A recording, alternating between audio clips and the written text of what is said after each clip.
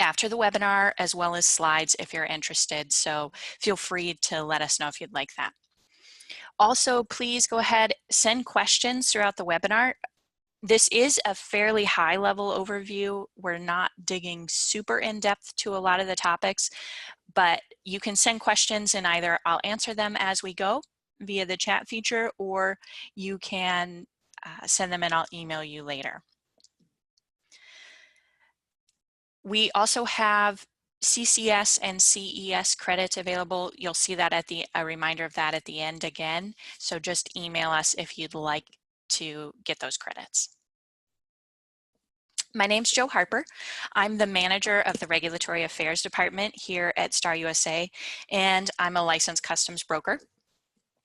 Star USA does a lot of stuff, consulting, advice. We in-source at companies, and we also take some of their trade operations if they don't have the resourcing available at that time. We do a lot of work with import and export policies and procedures to help set up compliance programs, which I love to do because it's about empowering people to take on their own compliance. We do a lot of work when customs or other government agencies come knocking and you may get an audit, or you find something and you need to disclose it on your own. And then we also do a ton of training, which is our favorite part. So that's part of what we get to do today. I am a huge compliance nerd, which if you've ever worked with me, you definitely know that. And so this topic on reasonable care is a super fun one for me because it covers a whole lot of everything. So we're going to talk a little bit about all of these things. There are some really excellent resources out there on reasonable care, and today we're going to heavily rely on CBP's Informed Compliance publication on reasonable care. So a lot of this, the questions are going to be skewed to importing, but many of those same concepts carry over to exporting, and we'll talk a little bit about it as we go through the slides. One thing to keep in mind with importing, the emphasis on knowing your supply chain is about knowing your supplier, whereas with exporting, it's about knowing the end use and the end user. So some of the history. The MOD Act, the 1993 Customs Modernization Act, established the clear requirement that all parties exercise reasonable care when you're importing into the United States. And I'm saying that because reasonable care isn't a term that's specifically used in exporting, but the same kind of implication is there. So again, it's a really explicit responsibility for importing, but it's very easy to say the words reasonable care, whereas it's hard to define it. So the Tariff Act specifically says an importer of record must use reasonable care to make entry with customs by filing information as is necessary to allow customs to release the information, as well as to accurately assess duties, collect statistics, and ensure that all other legal requirements of other government agencies are met. And they only base that information off of the value, the classification, the description of the merchandise, etc., that you provide them. So they get the paper that comes across their desk and they have to process it. So it's complicated for customs or other law agencies to say what specifically you have to do because the circumstances around each transaction differ often significantly. So that makes the requirements for what you should do change. So customs can't make a specific checklist that covers every single aspect, but the nice thing that the Customs Modernization Act also requires is informed compliance. So they say, hey, guess what? Knowing everything about how to import well is really hard. So customs, it's your responsibility to tell the importing community exactly what you want from them. So that's why they put together the Informed Compliance Publication, or ICP, on reasonable care. And the list in there is meant to make you think and maybe have you develop a program or a framework or some sort of methodology that you can take to avoid issues with compliance and meet your responsibilities. Reasonable care, the way I think of it, is meant to show that you as a company know enough to be careful about things, basically. You have to know enough to know which things you should be careful about. In the customs regulations, reasonable care is in there a few times. This is one time that I'm going to quote it specifically. It is in the chapter for customs brokers, and it's in the definitions section, and they don't define reasonable care, they define corporate compliance activity. And that is activity performed by a business entity to ensure that documents for a related business entity or entities are prepared and filed with customs using reasonable care. That's where they put it.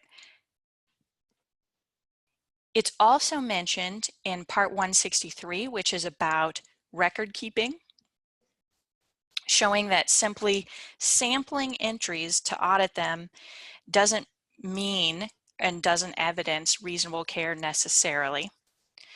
And it's also in Part 171, which talks about imposition and mitigation of penalties. So even in the regs, it's not defined, it's just kind of referenced. And I think of reasonable care as that old joke, you can't define it, but you know it when you see it.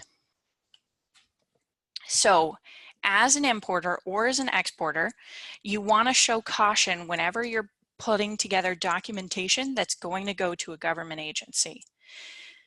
You want to be sure about your country of origin and the way your items are marked.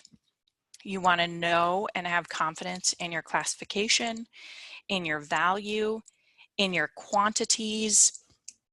If you claim any preferential duty programs or give documents to another importer in another country to claim them, you want to be sure that they're accurate.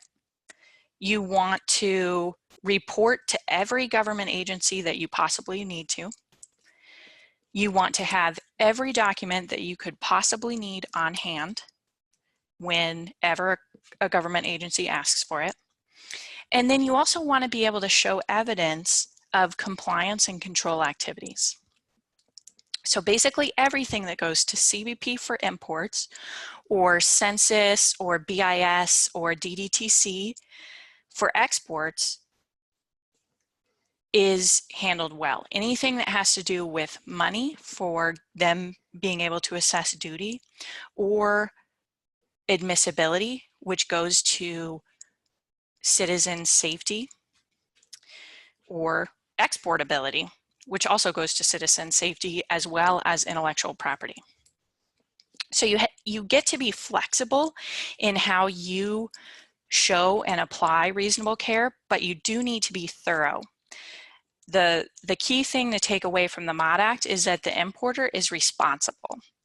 If you use any experts in your work, like say us, you need to vet them. You need to verify that they are either customs brokers or if they're lawyers, that they have really specific knowledge in trade and information working with those government agencies. Record keeping's on here because it was kind of a new requirement with the MOD Act. Things have to be kept by you for 5 years. Everything on the A1A list in 19 CFR 163. So one thing that I always like to know is why I need to care about something, and this is why. Now, again, this is more import skewed. Penalties for exports are a little bit different, but failure to show reasonable care is a violation of Section 592 of the Tariff Act.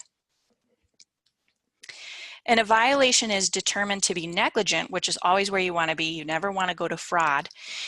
If it results from an act or omission done through either the failure to exercise the degree of reasonable care and competence expected from a person in the same circumstances in ascertaining the facts or in drawing inferences therefrom, in ascertaining the offender's obligation under the statute, or in communicating information so it may be understood by the recipient. So negligent is if you fail to exercise reasonable care or to make sure. Failure to exercise reasonable care and competence, if it's just negligence, results in 1/2 to 2 times the total loss of duty, or 5 to 20% of the entered value of a shipment if it's an import. You go up to the level of gross negligence if they can prove that the offense was done with actual knowledge or wanton disregard for the relevant facts and with indifference. So I want to clearly tell you, you're taking this webinar, so now you know things, and you are now held to a higher level of accountability. Not to scare you, don't everybody jump off at once. So the penalties for gross negligence are 2.5 to 4 times the duty loss, but not exceeding the domestic value if there is duty loss, or it can be 25 to 40% of the domestic value if there is no duty. So that's like if you import something that's duty-free and you've violated some rules and you kind of knew enough to know better. Fraud, none of you will do. I have absolute faith.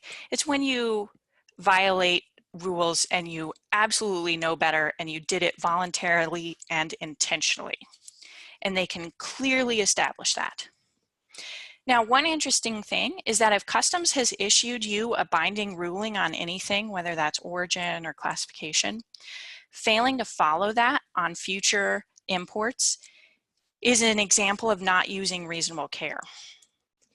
It can also be failing to appropriately verify information. So if you get a document from a supplier and the country of origin on there is kind of fishy, but you don't follow up with it, or the classification that they're using is completely nonsensical, like it's machine parts and you're importing rubber, and you just go ahead and use that classification on your entry and Customs catches it, you failed to exercise reasonable care by appropriately vetting the information on the documents that you submitted.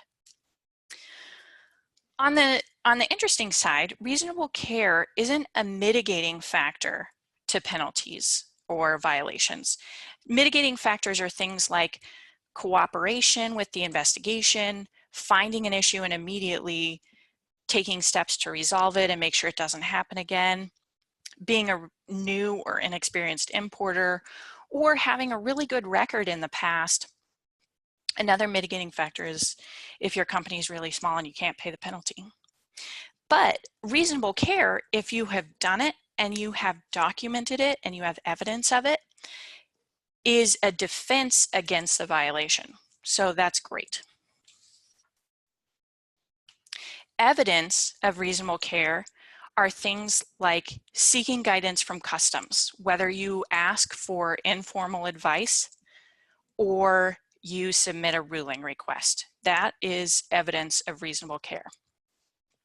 So is consulting with experts, as long as you take the time to appropriately vet the experts. So is having some in-house employees that you specifically set aside and designate for compliance activities. Also, evidence is making sure that those documented experts or those documented in-house employees are able to and regularly get cooperation and communication from the other knowledge centers in your business, like finance for value and controllers, that sort of thing. So reasonable care is kind of like math class in elementary school. You have to show your work.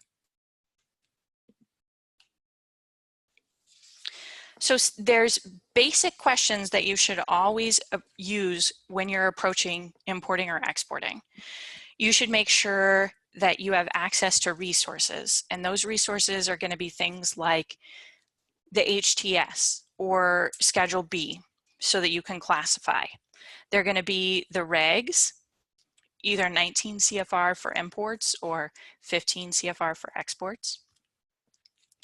They're going to be CROSS, which is the Customs Ruling Online Search System, so that you can look at other customs rulings for other companies. The CBP website, the BIS website, those kinds of things.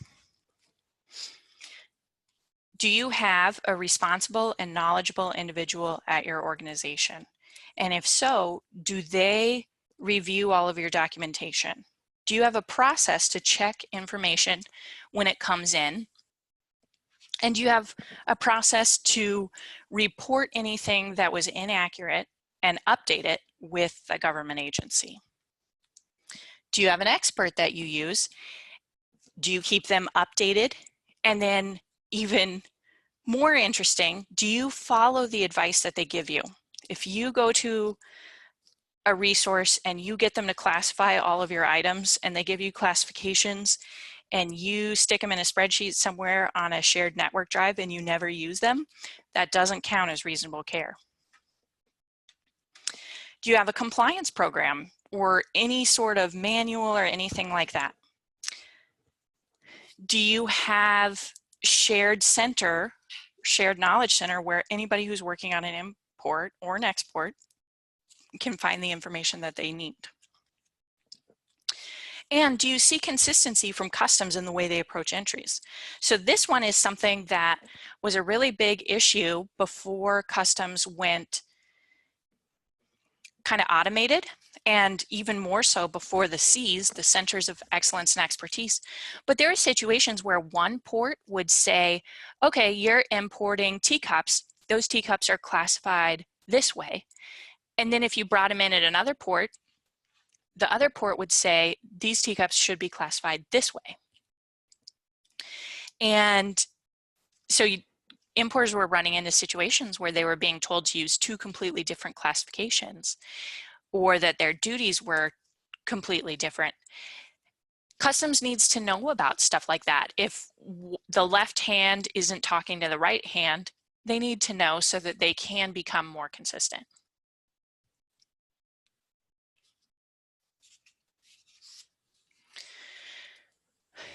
So it's a good idea to have a framework, and it's nice to know what your best practices are. So your best practices are to have internal control components. And those internal control components are having risk assessment, so that you can look at your activity and say, okay, which are the things that are the riskiest for us? Who are the vendors that we know we're consistently wrong? And do we make sure we never listen to their documentation? What are the items we have that are the easiest to misclassify? Those kind of things. And then do you have a control in place? Is the information about that risk and those controls shared across your whole organization? And is it communicated clearly so that everyone understands it? And then are you monitoring those things? So it's those 5 components. Then other ways to really do it is make sure that you're following the best practices, is what I mean when I say do it. Prepare like customs or BIS is showing up at your door tomorrow. What are you going to want to have in order? Make sure you're doing every transaction like someone at that government agency is going to fine-tooth comb it. Also, take a look at the sample manuals that Customs has put out for things like importer self-assessment, and that BIS has put out. For example, they have sample exporter manuals. Customs also puts out focused assessment questionnaires on a whole bunch of topics, and those are the kinds of things that they send when they're going to come do an audit, or when they're going to send, I think it's a QRA, quick response audit. If you find something wrong in your organization, address it and then document how you addressed it. If you're training people, document that, have a training log. If you are firing someone, document that. If you create a manual or a new process or that kind of thing, document it. Have that on hand. And then think about, if you did something wrong and you discovered it, think about doing a prior disclosure, because it's a good idea It shows the government agencies, if you're doing it correctly, always consult an expert or a legal knowledge person. Lawyers are great. Always consult one of them when you're looking at prior disclosures. Don't just go doing them willy-nilly, or voluntary self-disclosures. So now we get to dig into the fun topic-specific questions. Things like classification. So when you're looking at classifying something, you should know what it is, where it was made, how it was made, and what it's made from. So you need to know enough about an item that you can create an invoice description that you're going to give to customs that's short enough, but also gives them enough information to confirm that the classification you used is right. Then you want to make sure that the tariff classification that's being used is correct. And this gets super, super complicated when you're looking at things like chemicals or things like textiles or anything more than just like, okay, this is a knife and it's classified as a knife, or this is a plate and it's classified as a plate. And plates can get really complicated too, because you need to know their value and specifically what they're made of and how they're being used and all of those kinds of things. If there's something that you have a lot of doubt about the way that it's classified, or you can't decide between two classifications, or you can't find the right one, go to customs, get a ruling, get an internal advice. You can do this with exports too. You can reach out to BIS for it. You need to have a process in your organization for HTS that are complicated or that you're having trouble getting. You may want to reach out to customs experts. If you are using preferential duty items like a free trade agreement or GSP or that kind of thing, or a 9801, you need to have proof on hand about it, and you need to feel reasonably confident that the documents are accurate and the people providing them and making them have knowledge of the circumstances. So if you get a manufacturing affidavit signed by somebody in the mailroom, probably not somebody with knowledge of the circumstances. If something's made in Thailand and the documents you're getting are signed by random shipping clerk here in the US and they don't have a good explanation for how they know that, probably not the right person giving you those documents. And then sometimes when you're looking at really funky classifications, you might need some lab analysis to give you the information that you need. Value is really fun. There's all sorts of elements that play into value. So when you're importing, you want to provide entered value, but entered value is something that people spend weeks training on how to give properly. But some of the things you want to know is, what did you pay for it? What are the terms of the sale? Did you buy DDP if you're using Incoterms, or did you buy Xworks? Is there a rebate? Are there indirect costs or assists? Did you send something for the production to the manufacturer free of charge that's not factored into the cost? Are there commissions, and are they buying or selling commissions? Are there royalties that are going to get paid? Are you at your organization related to the seller? So you need to make sure that if it's an import, you're valuing per 19 CFR 152, which if you get a headache reading that, you're not alone. It's very in-depth and very complicated. One really great thing is Customs has done a ton of rulings on valuation. And they give a lot of the details of the circumstances in those rulings. So if you find one that has similar circumstances, you can use that as long as it matches up well, and you use reasonable care when you're reading it to see if it does align closely. You can use resources. Customs has put out several informed compliance publications on value. They have a valuation encyclopedia that you should never print because it's hundreds of pages, but it's really great for answering a lot of questions. You can use customs experts, but make sure that they have experience in it. Always have a full set of documents for every single transaction. So those things that you want to have are purchase order, invoice, your sales agreement, your shipping docs, and your proof of payment. And if you're using anything like deductive or computed value, you should make sure that you have backup documentation for that. And I tell you what, backup documentation for that is going to look like several very detailed spreadsheets. You should know what to do if there is no sale. So transactions where there is no sale are things where items enter by consignment, or you bring something in from one of your overseas factories, so you're related and you bring it in, and then you haven't sold it yet to your US customer. And those are circumstances in which you usually can't use transaction value and you end up using computed or deductive value. One other thing that we see trip people up a lot is valuation of samples. You can never have zero value on an entry, and customs also kind of looks at it weird if you just have $1 value for samples. You need to give a reasonable approximation of the value of those items if they were sold. So hopping back just a second to classification, it usually takes, well, the question is how long it takes for a ruling.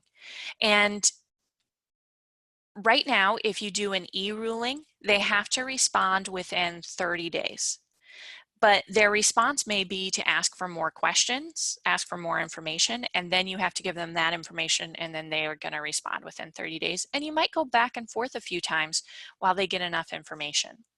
And that's if it can, your question is uncomplicated enough that it can stay with the commodity specialists. If it has to go to headquarters for a ruling, sometimes it can take a couple years. But if you've applied for a ruling and you're doing your best in the meantime, that is a huge mitigating factor. And you can apply for a US ruling on a product that Customs has already released, especially if you're going to import it again in the future. If Customs released it and they maybe issued a CF-29 and disagreed with your classification, often then you might need to protest it or approach it a little differently than by getting a ruling, because one of the questions that they ask you when you apply for a ruling is, did we already rule on this? Did we already say something on this? So keep that in mind.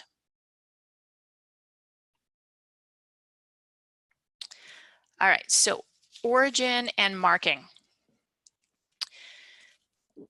Always make sure that you get country of origin or what they have said origin is from your supplier, but then also kind of get some information on why they say that.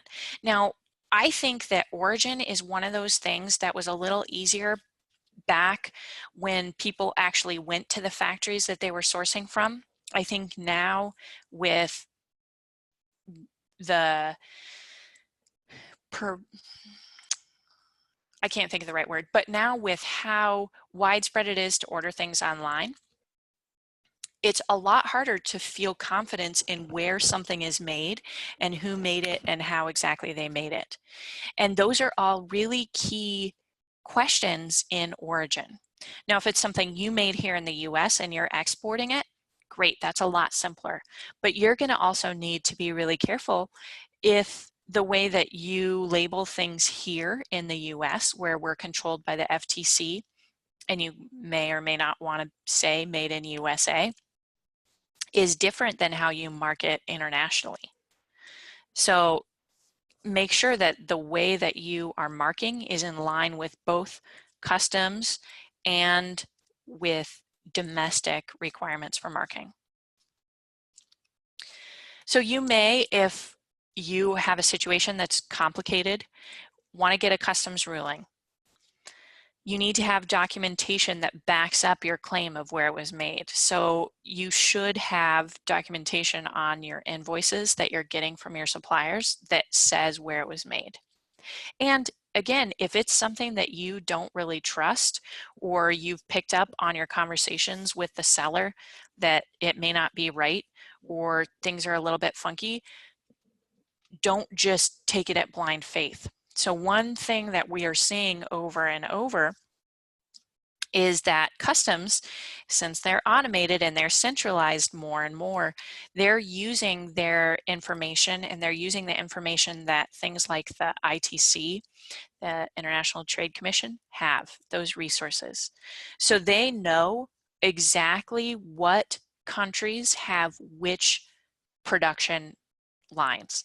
So if you say that you're getting a specific kind of steel from a country that doesn't have a steel mill there that can make that kind of steel, they're going to catch you on it. Even if you don't know that it was wrong, they're going to catch that it was wrong because they know where those things are produced. And if you say that something's produced in Malaysia and have that production capacity, they're going to track down where it's actually made, and then you will be in trouble. So ask questions, get pictures. If you're in long-term agreements with your suppliers, ask them to send you pictures, have them give you a virtual factory tour, etc. Know how the goods are made. If they have, especially for textiles, if they have a factory that is shearing the sheep and spinning the wool and then weaving it into fabric, great, cool. But that is less and less likely as we have huge global supply chains. So you may have yarn woven in one country, or sorry, yarn spun in one country, woven in a second country, and then the item cut and sewn in a third. And that makes it really complicated, especially for textiles. If you have textiles, you're going to need to document every step of the way, and you may well want to get a customs ruling. You're also going to make sure that you check quotas and visas and licenses. So as you're exporting, do you need a license in order to send to that particular country? Do you know who's using it? And are you 100% sure that they're going to use it there where you're shipping it, or are they going to sell it and send it on? You need to be sure that you're informing them of their obligations for reselling, etc. And if you are importing something that has a quota, like say large washers, you're going to need to follow that quota and see whether you can bring it in at all if the quota is exceeded, if it's an absolute quota, or if you're going to have to pay higher duty if it is a tariff rate quota. Always know where something is made, start to finish, how, and by who. Intellectual property rights are a priority trade issue for customs. They are everywhere in the news right now. It's the reason that we're paying so much duty on items from China. And you need to know that what you're buying, the trademarks and copyrights that are on your goods are valid and they're legal to be used. You also need to know that you have a legal right to import those things. You need to have a documented process in your organization to prevent fraud. So if you're buying a whole bunch of Disney t-shirts on Amazon and they're super, super cheap, and you get them and they're misspelled, or there's no way that Disney authorized those specific images, etc., that's not a good thing. If a cost is too good to be true, it probably is. And you need to be very, very careful, because you will be out the items, out the money you spend for them, and potentially facing other penalties. If something is a remanufactured item, like a refurbished blender or a car that's certified pre-owned, etc., how are you verifying that that is produced by the manufacturer that you're buying their brand name for? And are the goods that you're bringing in subject to exclusion orders? So Customs does a great job publishing exclusion orders on their website. They're a great thing to read when you're trying to go to sleep at night, and some of them stick in your head as you continue going. Or you can go on there and you can search for your items and make sure that they're not in there. Again, this is so much about knowing your supply chain and knowing that the goods that you're bringing in are valid and accurate. And then finally, forced labor. Now, this is one of those items that's in the new CTPAT, Customs Trade Partnership Against Terrorism guidelines. You need to have a documented process where you're vetting your suppliers to make sure that they're not using convict labor, forced labor, indentured labor, or child labor. You need to know where things are made, how they're made, who's making them, and what the conditions are. This is one time where it's great to have your own overseas factories so that you go and visit them, or you can trust corporate to go and visit them. But if you don't, what are you doing to check? Customs has a really good forced labor website, and there's also an app. I'm going to pull it up so that I have the name. It's called Sweat and Toil, and it's a really easy app to use. And you can pull that up, look at the country where you're buying from and the industry that you're looking at to see if it's one that is on the watch list or it's one that is definitely in violation.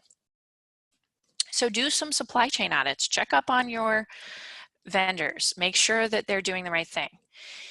The Department of Labor also has a comply chain website, and that's really helpful with social compliance and having a social compliance system and making sure that your purchasing department knows what kind of questions to ask and what things to keep an eye out for and that kind of thing. And then other questions to make sure that you know about are there any other government agencies involved? Are you importing something that the FDA needs to get involved, or the EPA, or ATF, or anything like that? And do you need to provide documentation for them? If you're importing chemicals, are they TSCA?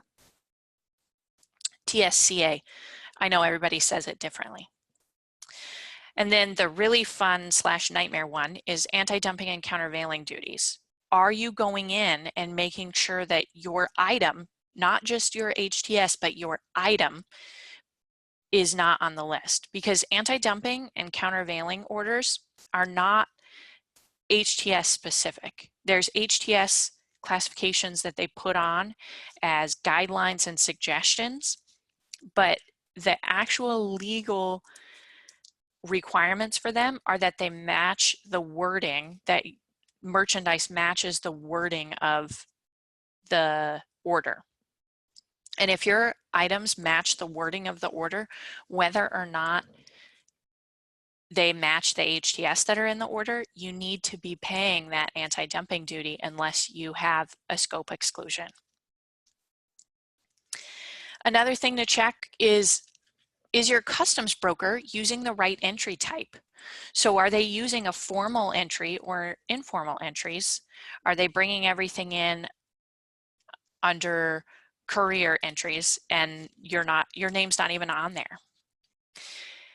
And does your company have the right to make entry? Included in some of the resources for today is a customs directive from a long time ago. I think it's 3530, and it's about the right to make entry. So take a look at it and read the requirements in there. So summing up, know your items, know how they're made, who's making them, where they come from. It's a lot harder to be sure of in our digital age, and especially right now with travel so limited, but it's still really vital. These are some really, really helpful resources that I turn to time after time. Not on here, but really good, is the BIS website. I think BIS is my favorite agency to work with in terms of accessibility. They do a great job wording things in layperson, and they also do tons of conferences every year going around city to city, making sure that exporters understand how to do what they're doing.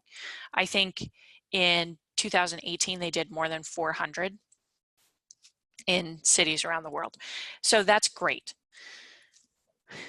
And then one huge key point is I cannot recommend enough having and using an ACE account, the automated commercial environment. If your company imports or exports, you should be signed up for an ACE account.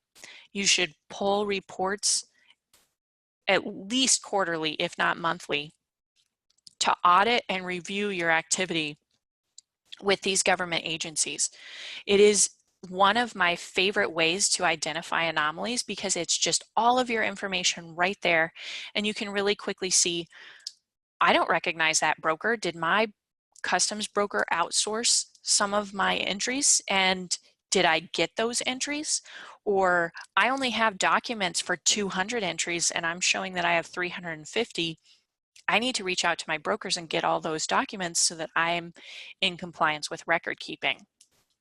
Or even, there is a weird HTS classification on here. I have never used that HTS in my life. And we found one a couple months ago where we were auditing for a company looking at their export activity, and they had some sales to companies that they didn't do business with. And when we pulled it up, we found out that their broker had used their account to file exports for another company. And so that was showing on their risk profile, even though they didn't sell those items and they didn't sell to those places. So we had to work with their forwarder and their filer to get those corrected. So go in, pull those reports, sign up for those accounts. If you have questions about signing up for those accounts, because I know it can get a little funky, please email me, reach out to me. I don't think I put my email on this, but it is my first initial and my last name, so jharper@starusa.org. I'm always happy to answer ACE emails because I think it is the key thing that a company can do right now, because customs can see if you are signed up for an account, so they know if you're pulling that information and checking it. And you should be checking because we know that customs is, we know that census is, and they have more resources and more information than we do. So thanks so much for coming and listening today. Again, we do have NCB, FAA, both CCS and CES credits available. Please send those emails to train@starusa.org. Email me if you have any questions or anything that you'd like to follow up on. And then here real quick, I'm gonna answer some questions. You can ask for proof of country of origin from your vendor, and I recommend strongly going ahead and doing that. So the question is, if you find something you've been importing for a long time with an HTS that could be incorrect, how do you ask customs to verify classification without getting penalized? So if you ask customs and you are prepared to go by whatever answer they give, you're not going to get penalized, as long as once you get back their answer, you take corrective actions. You do sometimes have to pay back prior duty that was skipped. Say if you were importing under a duty-free HTS and they come back and they have it classified under a HTS that's 2.4%, you do have to pay back the duty for usually a certain amount of time. So that's one good thing to keep in mind when you're asking for a ruling, is making sure that you're prepared to live by the classification that they give you. Being cautious about that. So quotas you can find out about on the Customs website. I can send a link for that. And I'll give a link for anti-dumping and countervailing orders as well. So if a courier makes entry in their own name on something that was purchased DDP, then the courier is usually the party with liability. And you, the importer, since you're not actually the importer of record, since the other party is, you don't have liability on that. And it wouldn't show up on your activity with Customs. If you overpay duties and the correct HTS has zero duty, will corrections trigger a Customs audit? So it really depends on how you go about it. Automatically, no, it won't. But when you file your post-summary correction, you should be able to clearly prove that you're doing it correctly now and that that is the correct HTS classification. So work with your broker, work with an exporter, potentially not an exporter, work with an expert of some sort, touch base. If that's something you want to talk to me about, I'd be happy to. If you know you have exports in a month, but your ACE report isn't showing it, what should you do? I would check with your filer and see how they're filing those exports. Sometimes ACE takes a little bit of time to catch up in the reports, but not often. So I would go to the person who's filing on your behalf, who's filing those EEIs, whether that's your forwarder or a broker, and I'd ask them what they're doing. Yeah, and you can also just check with them and see who they're filing under and if they're using your exporter number or someone else's.